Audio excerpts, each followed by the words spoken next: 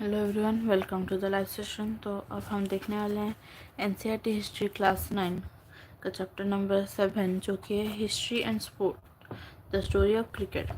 तो शुरू करते हैं हमारा आज का chapter.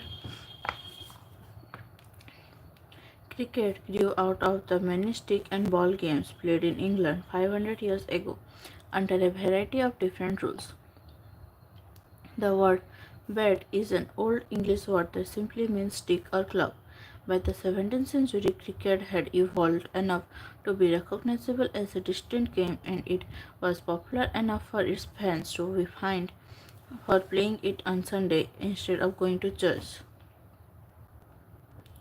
Till the middle of the 18th century, bats were roughly the same shape as hockey stick, curving outwards at the bottom.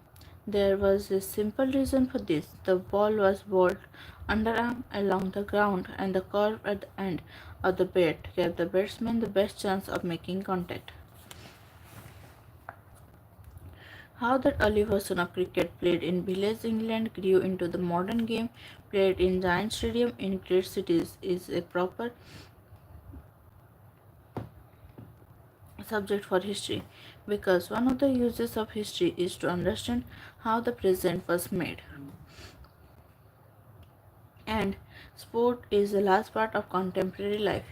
It is one way in which we amuse ourselves, compete with each other, stay fit, and express our social loyalties. If tens of millions of Indians today drop everything to watch the Indian team play a test match or a one-day international, it is reasonable for a history of India to explore how the stick and ball game, invented in southeastern England, became the ruling passion of the Indian subcontinent. This is particularly so since the game was linked to the wider history of colonialism and nationalism and was in part shaped by the politics of religion and caste.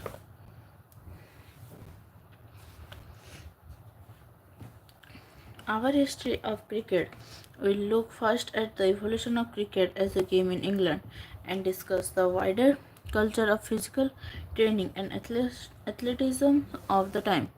It will then move to India, discuss the history of the adoption of cricket in this country, and trace the modern transformation of the game. In each of these sections, we will see how the history of the game was connected to the social history of the time.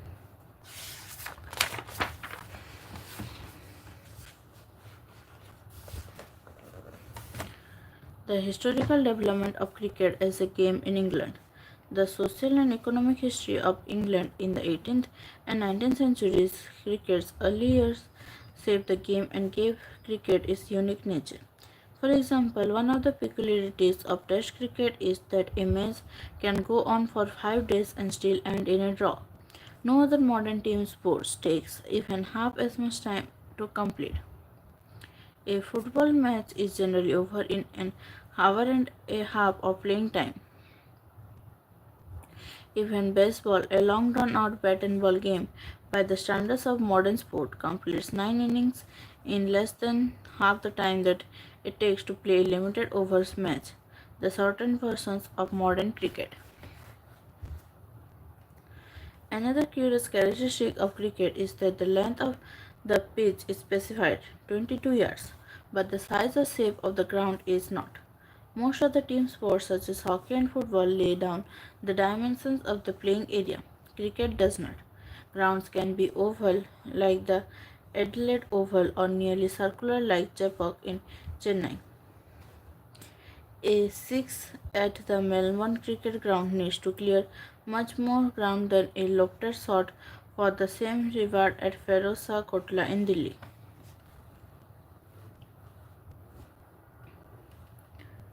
There's a historical reason behind both these oddities. Cricket was the earliest modern team sport to be codified, which is another way of saying that cricket gave itself rules and regulations so that it could be played in a uniform and standardized way well before team games like soccer and hockey. The first written laws of cricket were drawn up in 1744. They stated the principal shall choose from amongst the gentlemen present 2 umpires who shall absolutely decide all disputes. The stump must be 22 inches high and the bill across them 6 inches. The ball must be between 5 and 6 ounces and the two sets of stumps 22 yards apart. There are no limits on the shape or size of the bat. It appears that 40 notches or runs was viewed as a very big score, probably due to the bowlers bowling quickly at scenes unprotected by pads. The world's first cricket club was formed in Hambledon in the 1760s.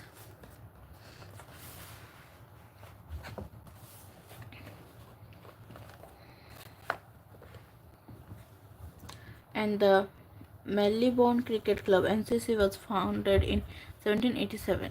In 1788, the MCC published its first version of the laws and became the guardian of cricket's regulations. The MCC's revision of the laws brought in a series of changes in the game that occurred in the second half of the 18th century.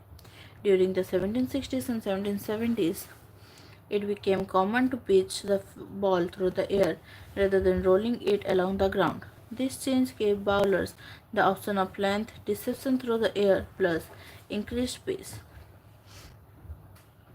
It also opened new possibilities for spin and swing. In response, batsmen had to master timing and shot selection. One immediate result was the replacement of the curved bat with the straight one.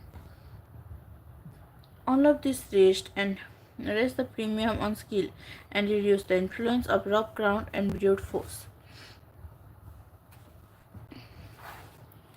The weight of the ball was limited to between 5.5 to 5.3 by 4 ounces and the width of the bat to 4 inches.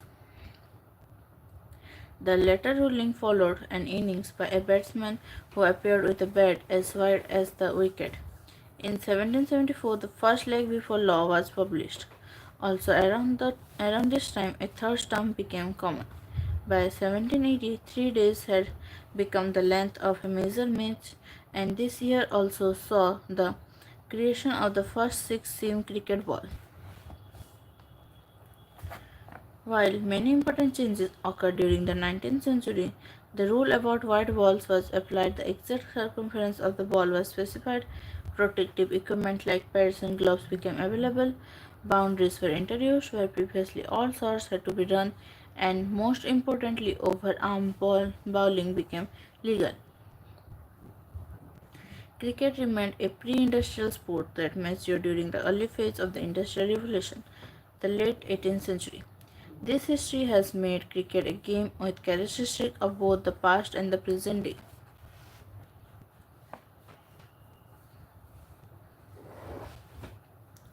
Codified, made into a formalized system with clearly established rules and laws.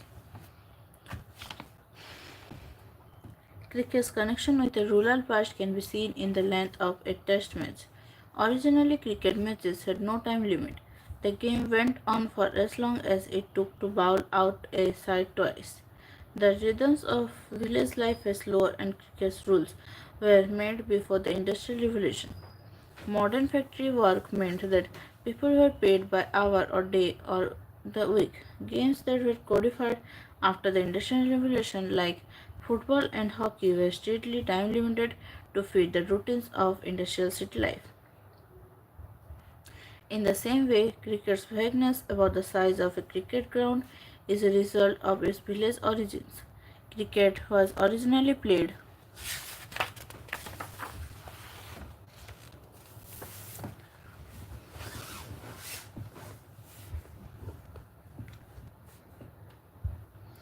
on country commons on fenced land that was public property. The size of the commons varied from one village to another, so there were no designated boundaries or boundary hits. When the ball went into the crowd cleared a way for the fieldsmen to retrieve it. Even after boundaries were written into the laws of cricket, the distance from the wicket was not specified. The laws simply lay down that the umpire shall agree with both captains on the boundaries of the playing area.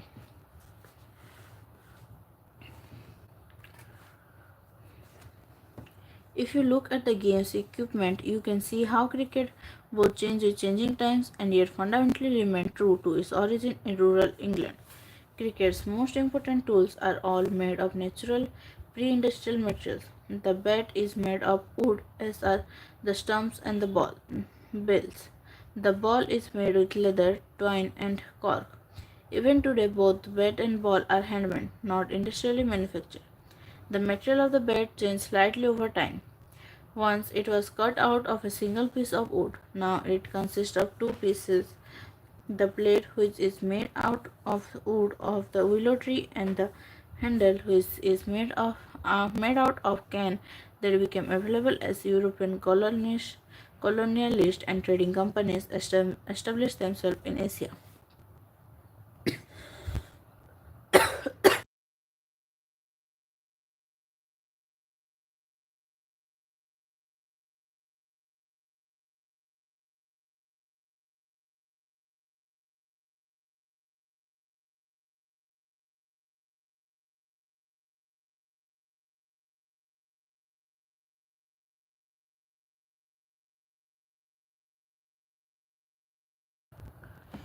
Unlike golf and tennis, cricket has refused to remake its tool with industrial or man-made materials. Plastic, fiberglass, and metal have been firmly rejected. Australian cricketer Dennis Lillee tried to play an innings with an aluminium bat, only to have it outlawed by the umpires. But in the matter of protective equipment, cricket has been influenced by technological change. The invention of vulcanized rubber led to the introduction of pads in 1848 and protective gloves soon afterwards. The, and the modern game would be unimaginable without helmets made out of metal and synthetic lightweight materials.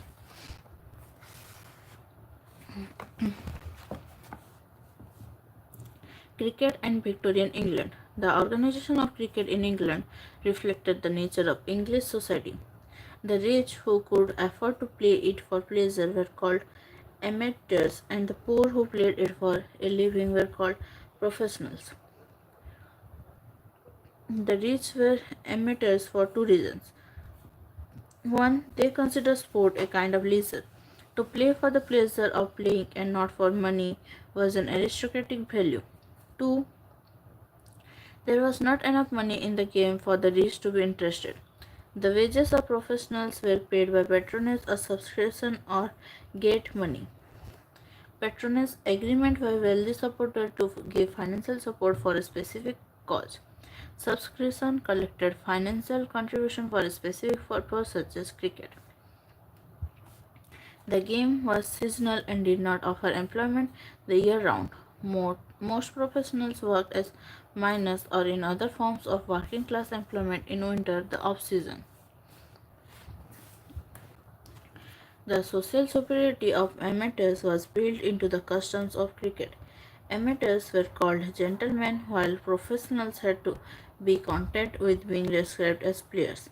They even entered the ground from different entrances. Amateurs tended to be batsmen,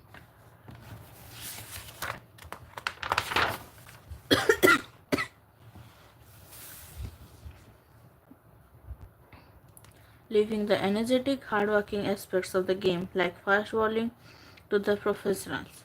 That is partly why the laws of the game were always given the benefit of the doubt to the batsman. Cricket is a batsman game because its rules were made to favor gentlemen, who did most of the batting. The social superiority of the amateur was also the reason the captain of a cricket team was traditionally a batsman, not because batsmen were naturally better captains, but because they were generally gentlemen. Captains of teams, whether club teams or national sides, were always amateurs. It was not till the 1930s that the English Test team was led by a professional, the Yorkshire batsman Len Hutton.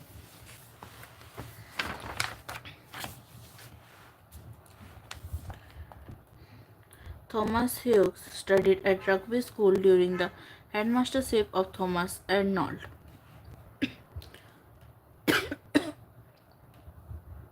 Based on his school experience, he wrote a novel, Tom Brown's School Days.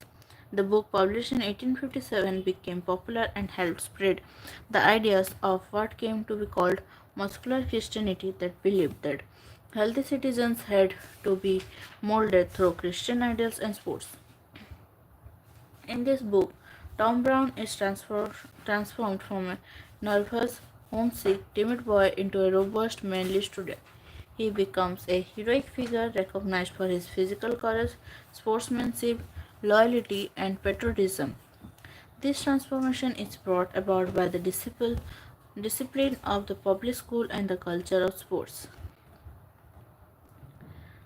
Extract.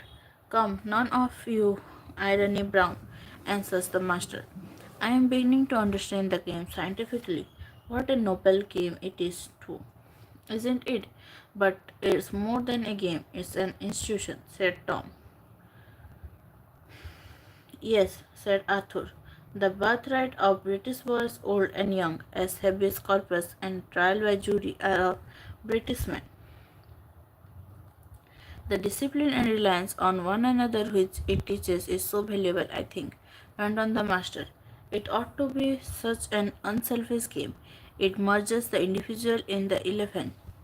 He does not play that he may win, but that his side may. That's very true, said Tom. And that's why football and cricket, now one comes to think of it, are such much better games than fives, or hare and hounds, or any other, where the object is to come in first or to win for oneself, and not that one side may win. And then the captain of the 11, said the master. What a post is his in our school world, requiring skill and gentleness and firmness, and I know not what other rare qualities.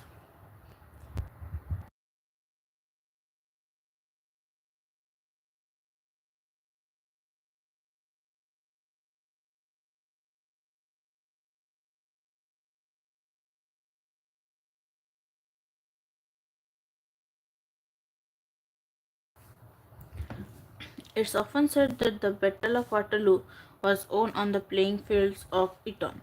This means that Britain's military success was based on the values taught to schoolboys in his public schools. Eton was the most famous of these schools. The English boarding school was the institution that trained English boys for careers in the military, the civil service, and the church, the three great institutions of Imperial England. By the beginning of the 19th century, men like Thomas Arnold, headmaster of the famous Rugby School and founder of the modern public school system, saw team sport like cricket and rugby not just as outdoor play but as an organized way of teaching English boys the discipline, the importance of hierarchy, the skills, the codes of honor, and the leadership qualities that helped them build and run the British Empire. Hierarchy organized by rank and status. Victorian empire builders justify the conquest of other countries as an act of unselfish social service, by which backward peoples were introduced to the civilizing influence of British law and Western knowledge. Cricket helped to confirm the self-image of the English elite by glorifying the amateur ideal, where cricket was played not for victory or profit but for its own sake, in the spirit of fair play. In actual fact, the Napoleonic wars were won because of the economic contribution of the ironworks of Scotland and Wales, the mills of Lancashire, and the financial houses of the city of London. It was the English led in trade and industry that made Britain the world's greatest power, but it suited the English ruling class to believe that it was the superior character of its young men built in boarding schools playing gentlemanly games like cricket that tipped the balance.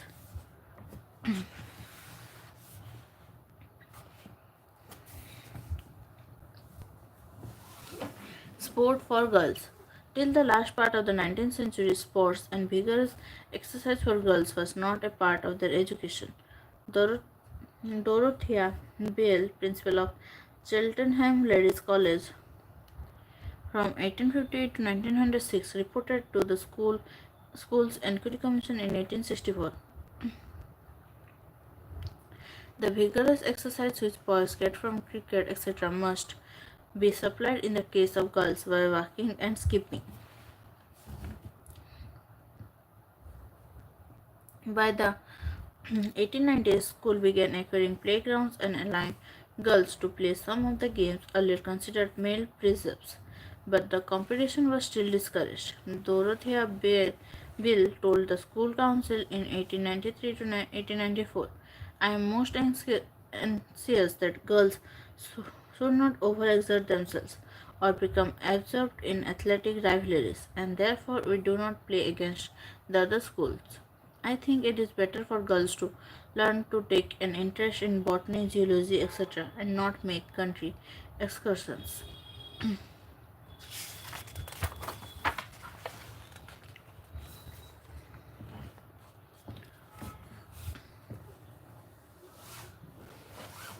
The spread of cricket. While some English team games like hockey and football became international games played all over the world, cricket remained a colonial game limited to countries that had once been a part of the British Empire. The pre-industrial oddness of cricket made it a hard game to export. It took roots only in countries that the British conquered and ruled. In these colonies, cricket was established as a popular sport either by white settlers, as in South Africa, Zimbabwe, Australia, New Zealand, the West Indies, and Kenya, or by local elites who wanted to copy the habits of their colonial masters, as in India. While British imperial officials brought the game to the colonies, they made little effort to spread the game, especially in colonial territories where the subjects of empire were mainly non-white, such as India and the West Indies. Here, playing cricket became a sign of superior social and racial status, and the Afro-Caribbean population was discouraged from participating in organized club cricket, which remained dominated by white plantation owners and their servants. The first non-white club in the West Indies was established towards the end of the 19th century, and even in this case, its members were light-skinned mulattoes, people of mixed European and African descent. So, white black people played an enormous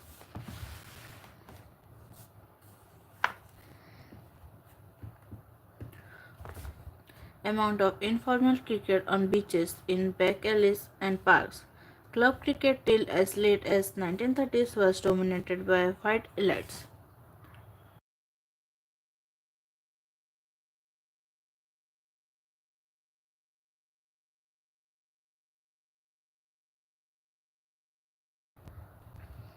Despite the exclusiveness of the white cricket elite in the West Indies, the game became hugely popular in the Caribbean.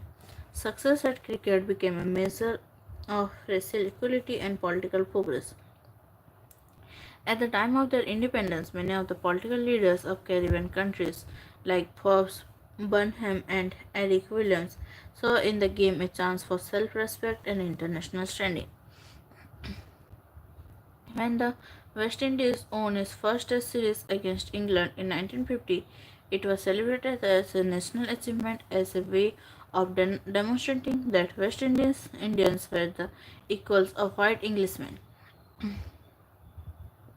There were two ironies to this great victory.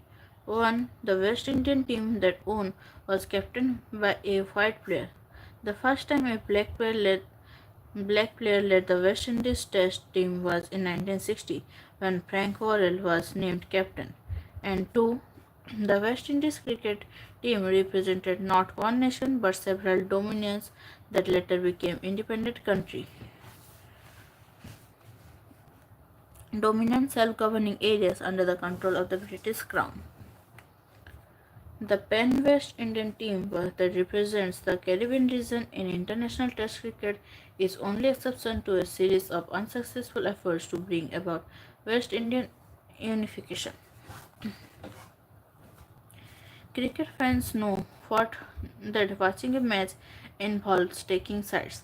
In a Ranji Trophy match when Delhi plays Mumbai, the loyalty of spectator depends on which city they come from or support. When India plays Australia, the spectator watching the match on television in Bhopal or Chennai feel involved as Indians. They are moved by nationalist loyalties.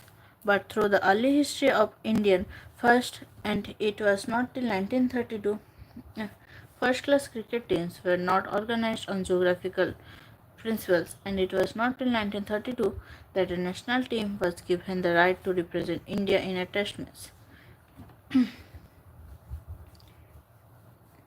So, how were teams organized, and in the absence of regional or national teams, how did cricket fans choose sides? We turn to history for answers, to discover how cricket in India developed and to get a sense of the loyalties that united and divided India in the days of the Raj.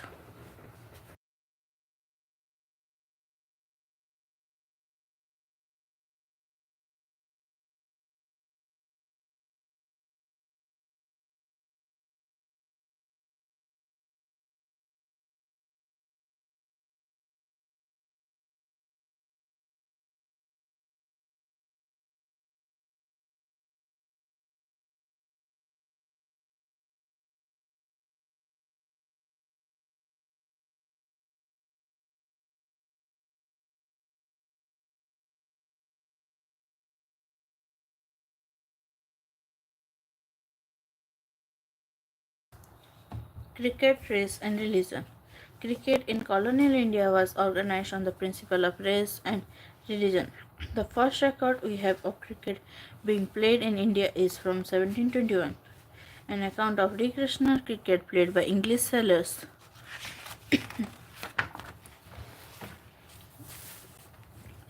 in Cambay. The first Indian club, the Kolkata Cricket Club, was established in 1792. Through the 18th century, cricket in India was almost wholly a sport played by British military men and civil servants in all-white clubs and gymkhanas. Playing cricket in the privacy of these clubs was more than just fun. It was also an escape from the strangeness, discomfort, and danger of the stay in India. Indians were considered to have no talent for the game and certainly not meant to play it, but they did. The origins of Indian cricket, that is, cricket played by Indians, are to be found in Bombay, and the first Indian community to start playing the game was the small community of Zoroastrians. The Parsis, brought into close contact with the British because of their interest in trade, and the first Indian community to westernize.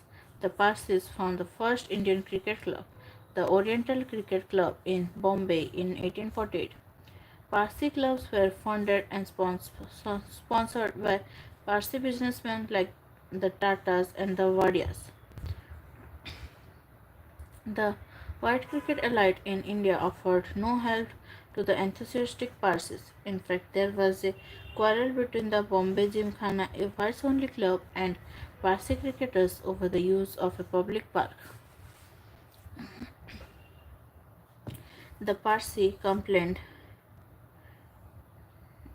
that the park was left unfit for cricket because the polo ponies of the Bombay Gymkhana dug off the surface. When it became clear that the colonial authorities were prejudiced in favor of their white compatriots, the Parsis built their own Gymkhana to play cricket in.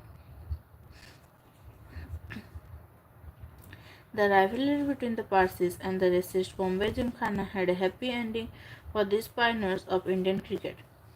A Parsi team beat the Bombay Gymkhana at cricket in 1889, just 4 years after the foundation of the Indian National Congress in 1885, an organization that was lucky to have amongst its early leaders the great Parsi statesman and intellectual Dadabhai Naoroji. The establishment of the Parsi Gymkhana became a precedent for other Indians who in turn established clubs based on the ideas of religious communities. Precedent previous action which provides reason to repeat it. By the 1890s, Hindus and Muslims were busy gathering funds and support for Hindu Gymkhana and an Islam Gymkhana. The British did not consider colonial India as a nation. They saw it as a collection of caste and races and religious communities, and gave themselves the credit for unifying the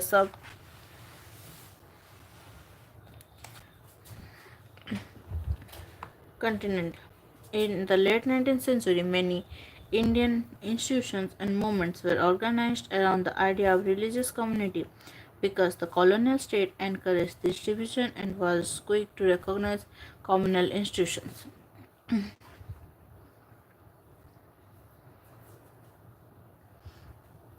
For example, the governor of the Bombay Presidency, while dealing with an application from the Islam Gymkhana for land on Bombay's seafront, wrote, "We can be certain that in short time we shall get a similar application from some Hindu Gymkhana. I don't see how we are to refuse these applicants, but I will refuse any more grants once a Gymkhana has been established by each nationality." Emphasis added. It is obvious from this letter that colonial officials regarded religious communities as separate nationalists. Applications that used the communal categories favored by the colonial state were, as this letter shows, more likely to be approved. This history of Gymkhana cricket led to the first class cricket being organized on communal and racial lines. The teams that played colonial India's greatest and most famous first-class cricket tournament did not represent regions as teams in today's Ranji Trophy currently do, but religious communities. The tournament was initially called the quadrangular because it was played by four teams: the Europeans, the Parsis, the Hindus, and the Muslims. It later became the pentagonal when a fifth team was added, namely the rest, which comprised all the communists left over, such as the Indian Christians, for example. Vijay Hazare, a Christian, played for the rest. By the late 1930s and early 1940s, journalists, cricketers, and political leaders had begun to criticize the racial and communal foundations of the Pentagonal tournament. The distinguished editor of the newspaper The Bombay Chronicle, S.A. Brelby, the famous radio commentator A.F.S. Talyar Khan, and India's most respected political figure, Mahatma Gandhi, condemned the Pentagonal as a communal divisive competition that was out of place in a time when nationalists were trying to unite India's diverse population. A rival first-class tournament on regional lines, the National Cricket Championship, later named the Ranji Trophy, was established, but not until independence did it properly replace the Pentagonal. The colonial state and its divisive conception of India was the rock on which the Pentagonal was built. It was a colonial tournament and it died with the Raj. Caste and cricket. Palvankar Ballo was born in Pune in 1875. Born at a time when Indians weren't allowed to play Test cricket, he was the greatest Indian slow bowler of his time. He played for the Hindus in the quadrangular, the major cricket tournament of the colonial period.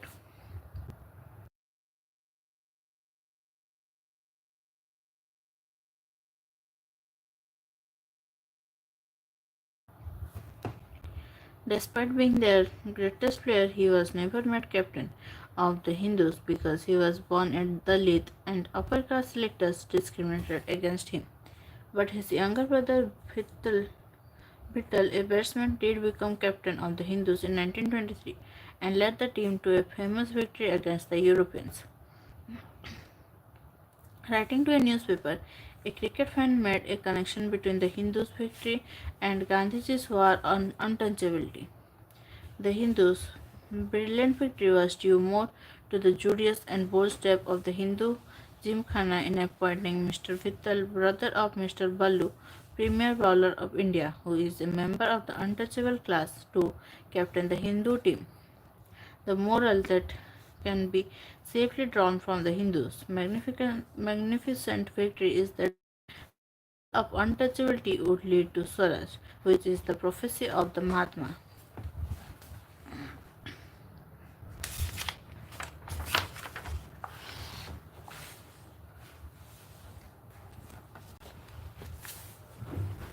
The modern transformation of the game. Modern cricket is dominated by tests and one-day international played between national teams. The players who become famous, who live on in the memories of cricket's public, are those who have played for their country. The players Indian fans remember from the era of the pentacular and the quadrangular are those who were fortunate enough to play Test cricket. C.K. Naidu, an outstanding Indian batsman of his time, lives on in his popular imagination when some of his great contemporaries like Palvankar Vittal and Palvankar Ballu have been forgotten because his career lasted long enough for him to play Test cricket for India while theirs did not. Even though Naidu was past his cricketing prime when he played for India in his first test matches against England starting in 1932. His place in India's cricket history is assured because he was country's first test captain.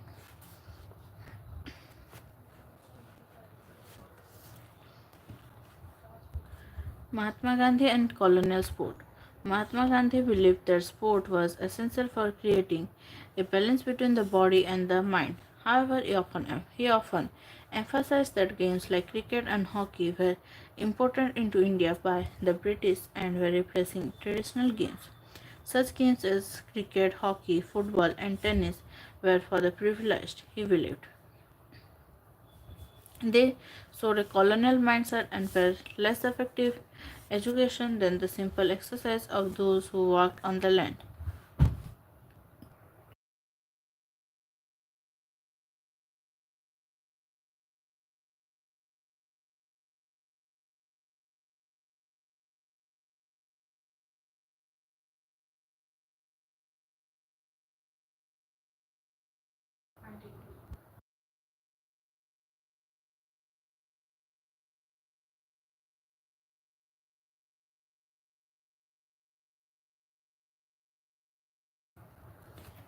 Read the following three extracts from Mahatma Gandhi's writing and contrast them to the ideas on education and sport expressed by Thomas Arnold or Hughes. Now let us examine our body.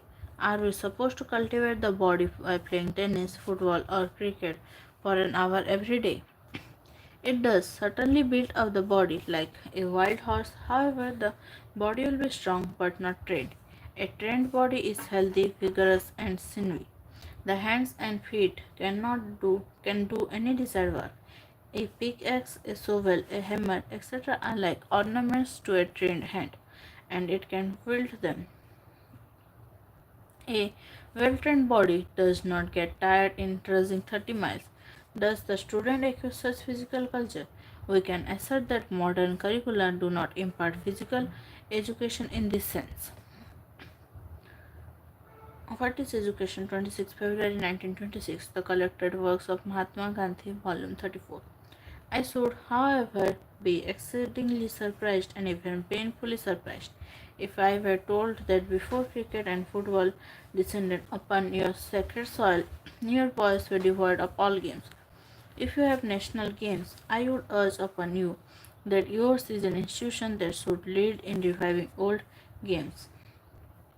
I know that we have in India many noble indigenous games, just as interesting and exciting as cricket or football, also as much attended with risk as football is, but with the added advantage that they are inexpensive because the cost is practically next to nothing. Speech at Mahendra College, 24 November 1927. The Collected Works of Mahatma Gandhi. A sound body means one who bends itself to the spirit and is always a ready instrument at its service. Such bodies are not made, in my opinion, on the football field. They are made on cornfields and farms. I would urge you to think this over and you will find innumerable illustrations to prove my statement.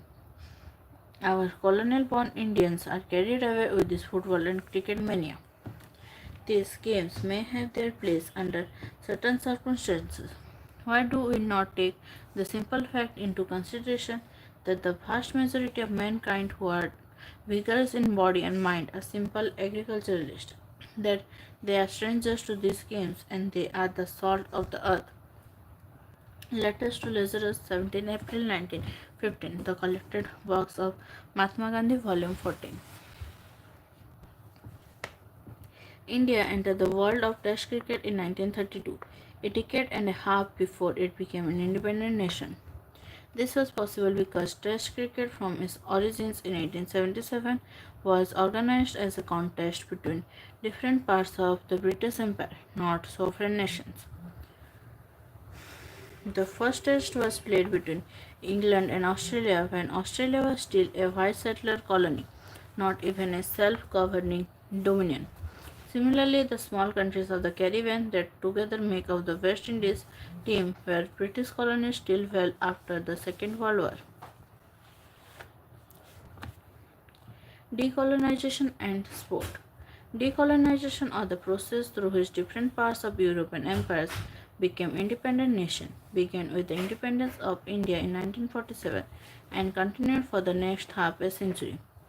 This process led to the decline of British influence in trade, commerce, military affairs, international policy, and inevitable sporting matters. But this did not happen at once. It took a while for the relative unimportance of post Imperial Britain to be reflected in the organization of world cricket. Even after Indian independence kick-started the disappearance of the British Empire, the regulation of international cricket remained the business of the Imperial Cricket Conference (ICC).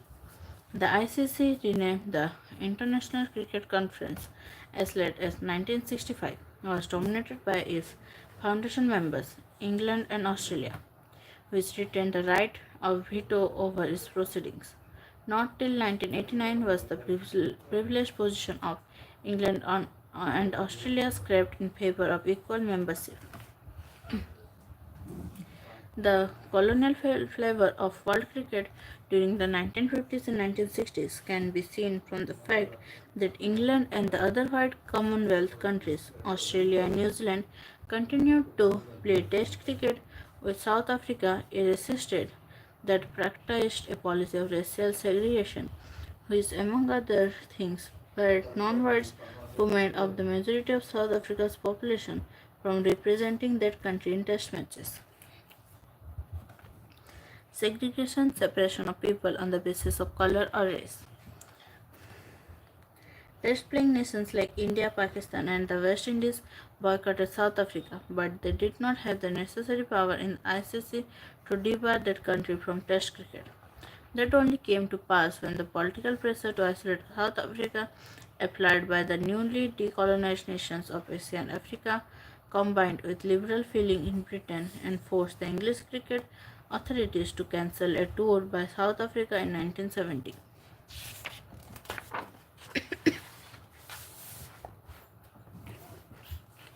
Commerce, media, and cricket today. The 1970s were the decade in which cricket was transformed. It was a time when a traditional game evolved to fit a changing world. If 1970 was notably for the exclusion of South Africa from international cricket, 1971 was a landmark year because the first one-day international was played between England and Australia in Melbourne. The enormous popularity of this shortened version of the game led to the first World Cup being successfully staged in 1975. Then in 1977, even as cricket celebrated 100 years of Test matches, the game was changed forever, not by a player or cricket administrator but by a businessman. Kerry Packer, an Australian television tycoon who saw the money-making potential of cricket as a television sport, signed up 51 of the world's leading cricketers against the wishes of the National Cricket Board, and for about 2 years staged unofficial test and one-day internationals under the name of World Series Cricket. While Pecker's circus, as it was then described, folded up after 2 years. The innovations he introduced during this time to make cricket more attractive to television audiences endured and changed the nature of the game. Colored dress, protective helmets, field restriction, cricket under lights became a standard part of the post-Packer game. Crucially, Packer drove home the lesson that cricket was a marketable game which could generate huge revenues. Cricket boards became rich by selling television rights to television companies. Television channels made money by selling television spots to companies who were happy to pay large sums of money to air commercials for their products to cricket's captive television audience. Continuous television coverage made cricketers celebrities who, besides being paid better by their cricket boards, now made even larger sums of money by making commercials for a wide range of products, from tires to colas, on television. Television coverage changed cricket. It expanded the audience for the game by beaming cricket into small towns and villages. It also broadened cricket's social base. Children who had never previously had the chance to watch international cricket because they lived outside the big cities where top level cricket was played could now watch and learn by imitating their heroes. The technology of satellite television and the worldwide reach of multinational television companies created a global market for cricket. Matches in Sydney could now be watched live in Surat. This simple phase shifted the balance of power in cricket, a process that had been begun by the breakup of the British Empire was taken to its logical conclusion by globalization. Since India has the largest viewership for the game amongst the cricket playing nations and the largest market in the cricketing world, the game's center of gravity shifted to South Asia. This shift was symbolized by shifting of the ICC headquarters from London to tax-free Dubai. A more important sign that the center of gravity in cricket has shifted away from the old Anglo-Australian axis is that innovations in cricket technique in recent years have mainly come from the practice of subcontinental teams in countries like India, Pakistan, and Sri Lanka. Pakistan has pioneered two great advances in bowling, the dusra and the reverse swing. Both skills were developed in response to subcontinental conditions. The dusra to counter aggressive batsmen with heavy modern bats who were threatening to make finger spin obsolete, and reverse swing to move the ball in on dusty, unresponsive wickets under clear skies. Obsolete, no longer in use. Initially, both innovations were created with great suspicion by countries like Britain and Australia, who saw them as an underhanded, illegal bending of the laws of cricket. In time, it came to be accepted that the laws of cricket could not continue to be framed for British or Australian conditions of play, and they became part of technique of all bowlers everywhere in the world. 150 years ago, the first Indian cricketers, the Parsis, had to struggle to find an open space to play in. Today, the global marketplace has made Indian players the best paid, most famous cricketers in the game, men for whom the world is a stage. The history that brought about this transformation was made up of many smaller challenges. The replacement of the gentlemanly amateur by the paid professional, the triumph of the one-day game as it overshadowed Test cricket in terms of popularity, and the remarkable changes in global commerce and technology. The business of history is to make sense of change over time. In this chapter, we have followed the spread of a colonial sport through its history and tried to understand how it adapted to a post-colonial world.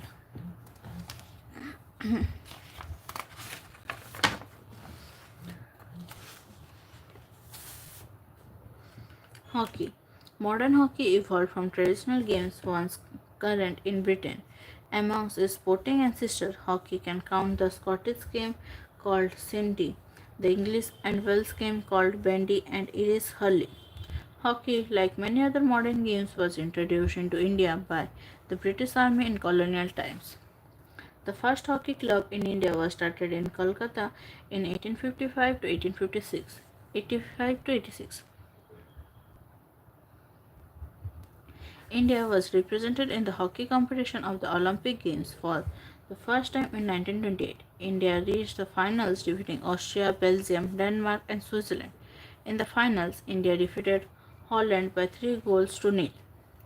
The brilliance and skill of players like the great Dhyan Chand brought India as a string of Olympic gold medals. Between 1928 and 1956, India won gold medals in 6 consecutive Olympic Games. During this golden age of Indian dominance, India played 24 Olympic matches and won them all, scored 178 goals at an average of 7.43 goals per match, and conceded only 7 goals. The 2 other gold medals for India came in the 1964 Tokyo Olympics and the 1980 Moscow Olympics. Polo. Polo was greatly favored as a game suitable for military and athletic young men, following one of the earliest games in England.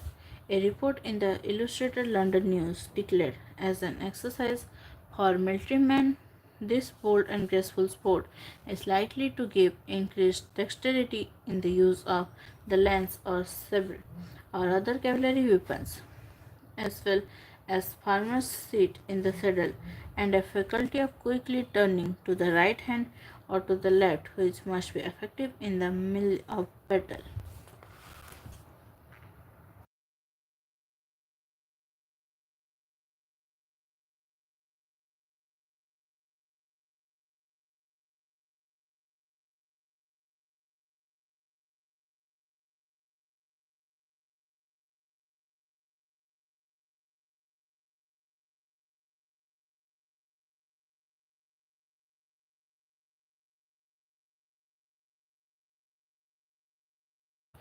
तो इसी के साथ हमारा ये chapter ख़त्म होता है और ये है इस चैप्टर का क्वेश्चन आंसर।